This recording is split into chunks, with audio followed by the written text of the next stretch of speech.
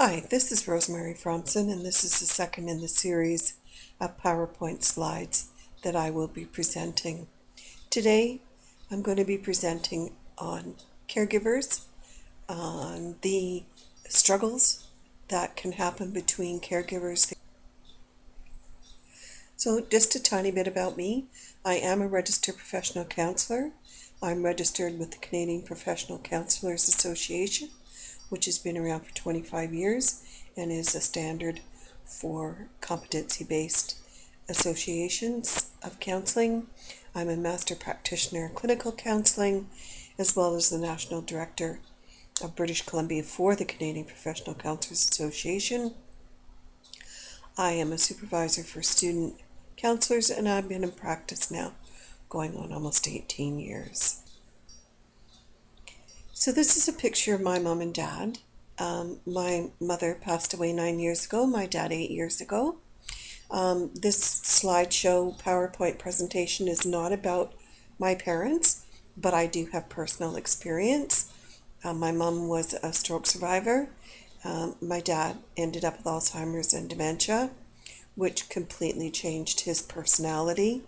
And this was really difficult for my mom to deal with. It was very, very stressful.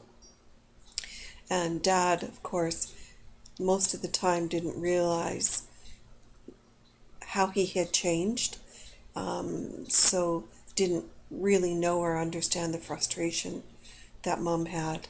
So as we go through the slideshow, some of this stuff I've learned in retrospect, and some of it was things that I already knew and did. Plus I have experience from my own clients who have come in to talk about what it's like to look after folks who are struggling.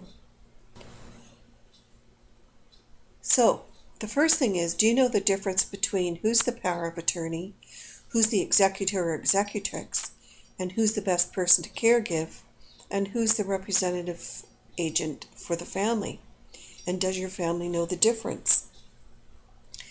I would highly suggest that before things go sideways in a family, that these conversations happen. I know they're difficult. They feel like you're talking about someone's impending death when they're not close to dying, as far as we know. So it's really important that you get this information. Talk to a lawyer about what's the difference between the power of attorney, the executor, executrix, the family representative, and who the care recipient is, or who the caregiver is, and who is the best person to be the caregiver. So really important information for you to get. So the first thing is, and this is one of the things I learned in retrospect, is that weekly meetings are key. Communication can happen in this day and age. There's no excuse for it not to happen. It doesn't matter where you live. You can all join in once a week in a meeting, whether it's through Skype, Google Hangout, or some other means of communication, and have a say in the conversations. These meetings need to include all the family members and the caregivers, and as well the care recipient. As long as the care recipient is able to still provide safe input into the discussion, they need to be there. The caregivers can keep an ongoing log or journal of the daily events, the highs, the lows, and the struggles, and that's part of the agenda for the weekly meetings. And remember that the care recipient must be a part of this conversation because they are the most important. And by them being a part of it, we're talking about someone who still is cognitively able to know what's healthy and what's not healthy. And so we have to look at what the family dynamics are and what triggers emotions becoming obstacles to communication being successful. So what happens? Well, the roles and responsibilities shift. And I'll just tell you a tiny bit about in my situation. I lived on the end of Vancouver Island, my parents were in the Fraser Valley. So in the beginning, when Mom was struggling, I would drive down every couple of weekends, make sure things are going well, take care of items that needed taking care of, such as grocery shopping, small household repairs, taking my parents to appointments. And then I have also an older brother who was not too far away, probably 40 minutes, and he would come out and certainly look after my father and do some other things that needed to be taken care of. Eventually, that drive up and down from the end of the island to the Fraser Valley became very, very draining. So I decided that I would leave, and I took a job that was a bit closer in Pemberton and Whistler, and that meant I could come home every Friday, Saturday, and Sunday, which I did. But driving that Sea to Sky Highway just drained me, and so I just moved back to the Fraser Valley. And because I wanted to be close to my mom and dad, I wanted to help as much as I could, and wanted to be able to give back. And so I was just a daughter, doing what a daughter does. I didn't have any of the legal powers. So as I said earlier, my mom was hospitalized for stroke a few times, which was hard on my father. And then my father was losing his memory in his way, and this became really hard on my mother. However, once I moved back, when either one of them had a problem with the other one, they'd call me, and I would come in and do what I could to help out. As I said too, my oldest brother would come and look out particularly for my dad. I dealt with my dad losing his license, but still taking the car and me having to go find him. My mother would call. One time the police called, and I had to leave work and go search those known spots where I knew he'd be and get him back home. I also helped assist my mom to get home care to bathe and take care of my father, which didn't go well. At this time, my dad had a cane, and he was not thrilled to have home care workers in the house, and that's one of the issues that can come up and people have to be aware of. And then how do you circumnavigate that issue? In our case, we had to just tell the home care worker they had to leave, or to leave. They didn't have to leave, but to leave, because we knew my father would keep himself locked in the bathroom, and nothing was going to happen. So there were times that he was okay, and that he would let them take care of him, but it didn't happen often. I also had my daughters who were helping out, and that was a big, big help as well. Although very sad for my one daughter, when my father thought that she was just the cleaning lady, when he forgot that that was his granddaughter. So as a family unit, it's imperative that everyone pitch in and help. This means that family members must put their differences aside, because that's not the issue. The issue is the best care of somebody else. You know, the loss of somebody's independence is very, very tough on someone. And for them to have to all of a sudden be leaning on everybody else, they need to know that those folks are there for them. If you're having arguments and you think that they don't know it, they will, because they can sense the tension. And the last thing they need is to feel that there's tension within the family. So you put your differences aside, you deal with whatever your issues are outside of the family, and you focus on what's best for someone else. Also, it's important that it's not left to one person to take on the majority of the responsibility. It's a huge task, and it can have people feeling guilty, full of anger, resentment, feeling inadequate, tired, frustrated. Because remember, when you're giving to someone else, you deplete yourself. So self-care is so, so important.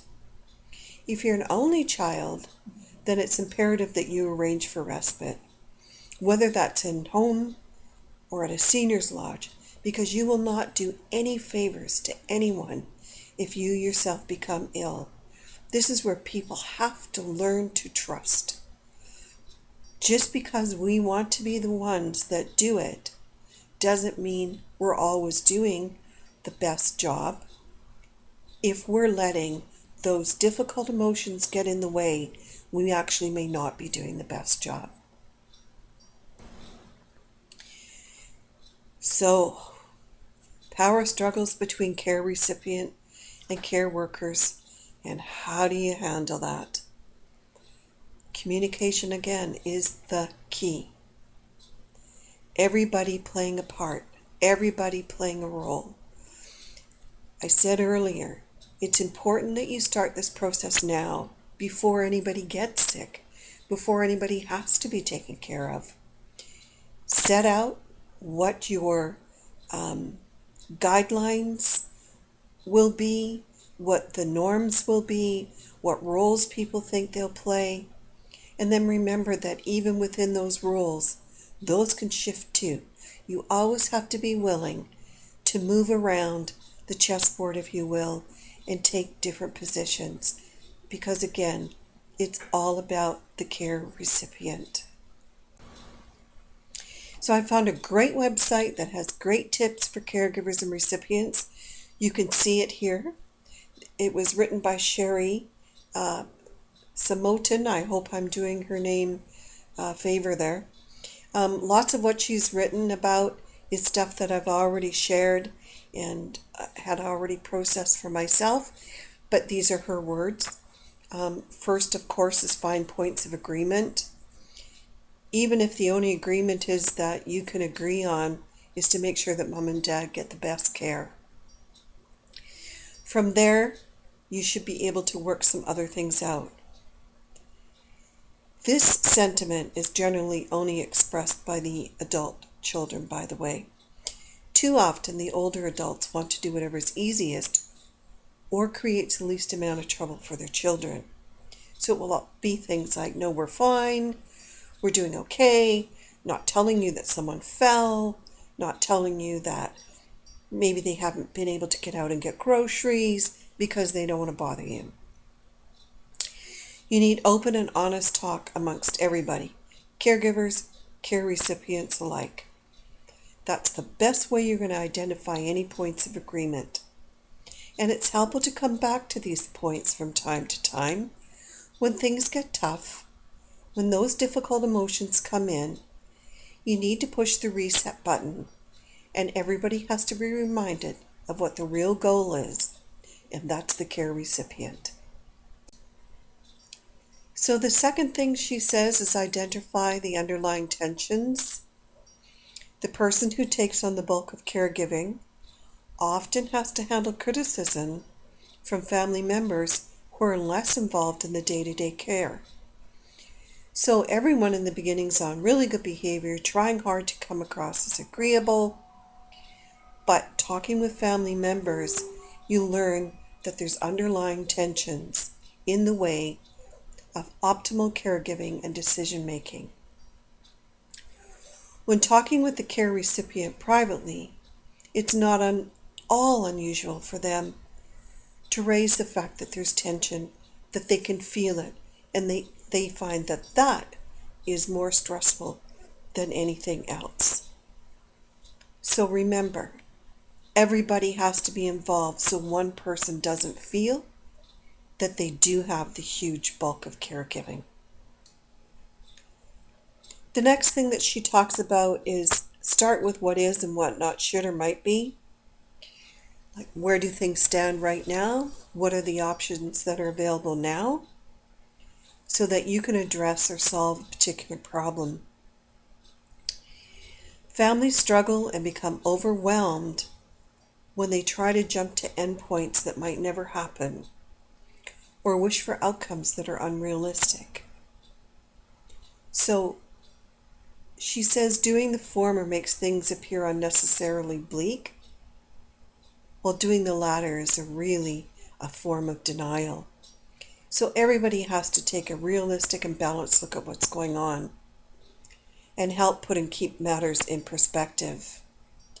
It's also important that we don't should on anybody. Should sets up an expectation from one person to another.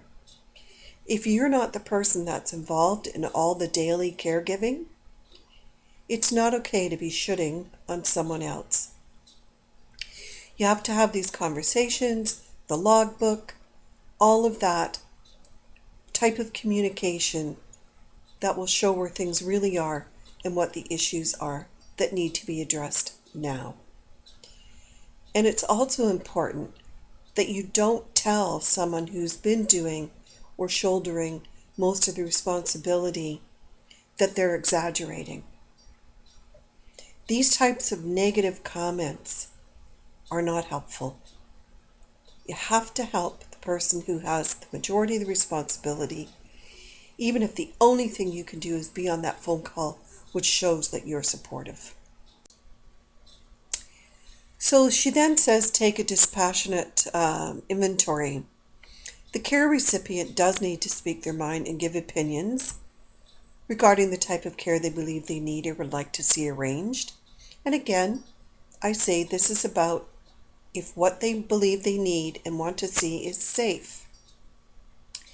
So the caregivers need to work together to decide whether what's being asked of can actually be provided. So you look at the family dynamics. Do you have one sister who's great at organizing and can take mom to the appointments or dad?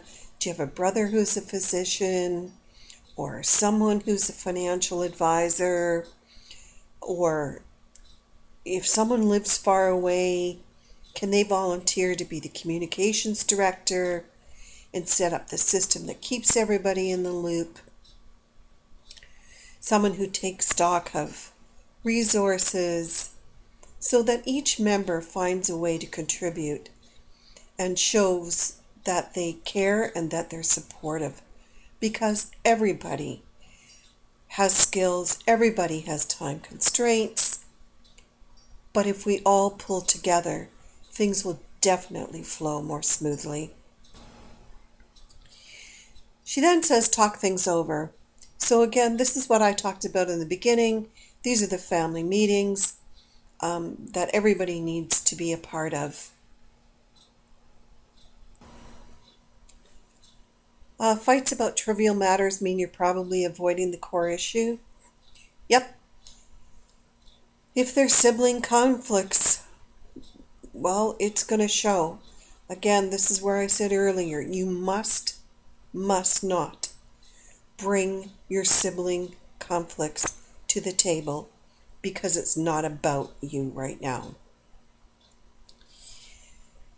If you find yourself arguing over these little things like should the care worker come on a Tuesday or a Thursday, then you need to walk away for a while, because clearly that's not the most important issues. You need to take a break, return to the inventory of the resources your family has to work with, and then you hash out the details later. Don't get bogged down in the small stuff. Remember the book, Don't Sweat the Small Stuff. So back to the things that I've learned from my own experience, from working with my clients as well.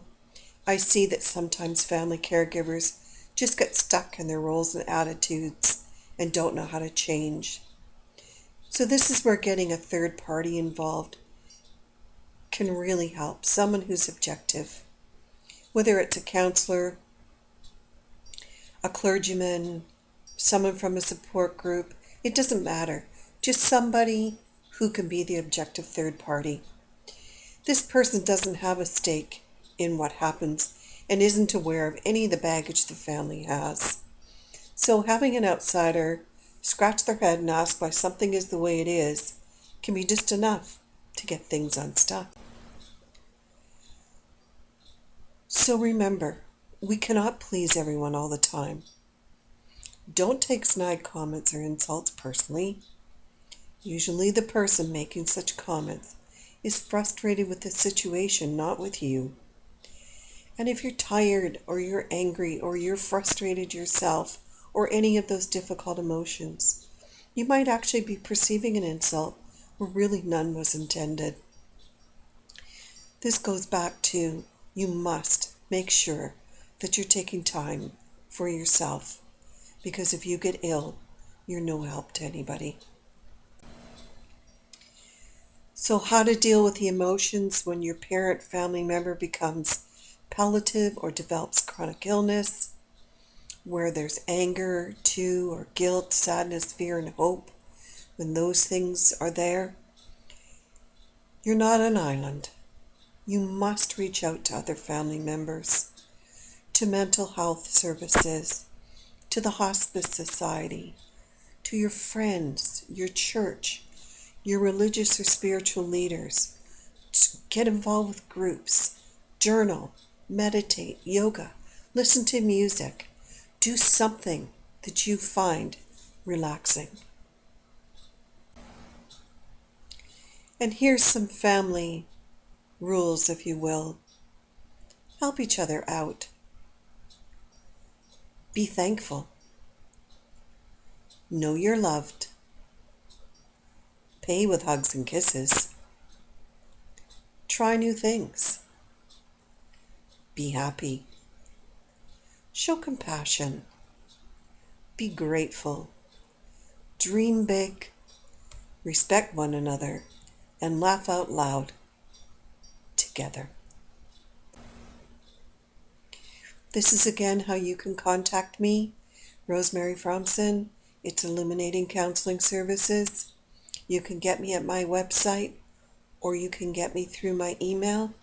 I look forward to answering any of your questions or taking any of your suggestions. So for now, take care, stay safe, and be kind to someone.